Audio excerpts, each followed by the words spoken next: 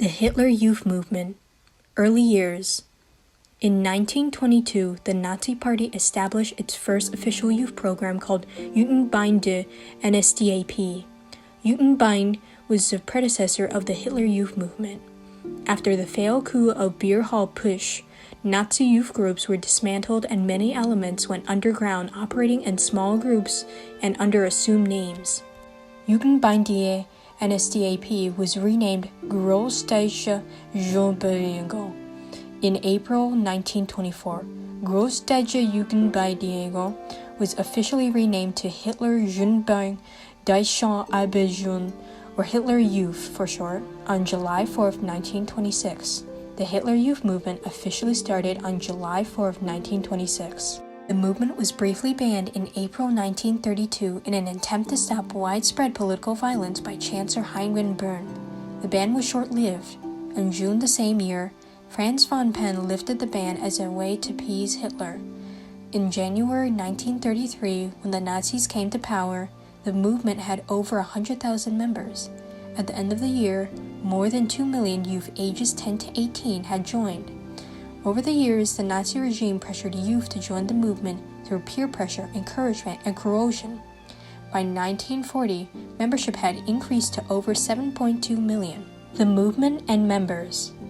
Movements like the Hitler Youth and the League of German Girls were a way to win over the German youth. The Nazis saw the youth as a way to ensure the future of Nazi Germany. The movement was designed to nurture future officers for their armed forces and model Nazi citizens. They banned other movements and programs that weren't from the Nazi Party. They had heavy bans on anything the Nazi Party didn't approve of, such as books, pamphlets, newspapers, and anything that painted the party in a negative light. Millions of German youth were won over to the Nazi ideology through classrooms and extracurriculars. As the years went by, membership became compulsory, and they soon had influence over 80% of Germany's youth. But even though membership became compulsory, many German youth became disillusioned or were wanting for something other than Nazi programs. Some even dropped out, but later rejoined when they learned they couldn't get a job or apply for university without being a member. A few disillusioned students created the White Rose Resistance at the University of Munich. The role of Hitler Youth. The movement took on many activities from the Boy Scouts, like camping and hiking, as a way to indoctrinate members to the Nazi ideology. They were conditioned to be aligned with Hitler's totalitarian dictatorship. They were indoctrinated in the myths of Aryan racial superiority and that the Jews and others were subhuman. Over time, the activities changed in intent and substance. Gone were the days of camping and academics. The focus shifted to a more military-centric movement rather than an academic one. For youth ages 14 to 18, many activities became a parody of military training. Having weapons training, assault course circuits, and basic tactics, the aim was to turn their members into motivated soldiers who would die for their cause. The mentality that Germany must live even if they must die was hammered into them. Members were used to break up church youth groups, spy on religious classes, and interfere with church attendance. Teenagers were used for air raids, operating anti-air rifles, and relief aid for displaced citizens. During the final months of the war, men 16 to 60 were inducted into a new defensive militia called Volkssturm. This militia joined the regular military in the last defensive battles against Allied troops. Poorly equipped and trained, thousands of youths fought and died for the German war effort. For those who survived, many suffered from PTSD and other mental ailments from being on the front lines. Post-World War II. The end of the war and the denazification process was what ended the movement.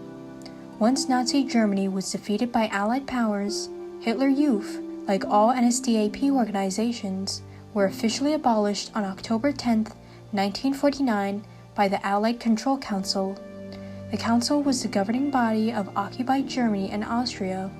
It was made up of Allied powers officials. Some members were charged with war crimes, but since they were largely children, no serious efforts were made to prosecute the members. German children born in 1920 to 1930 became adults during the Cold War.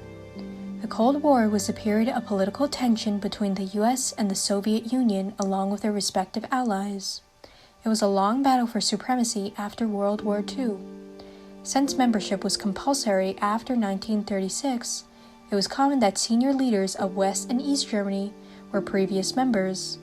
Little effort was made to blacklist previous members from becoming political figures because many had little choice in the matter of joining.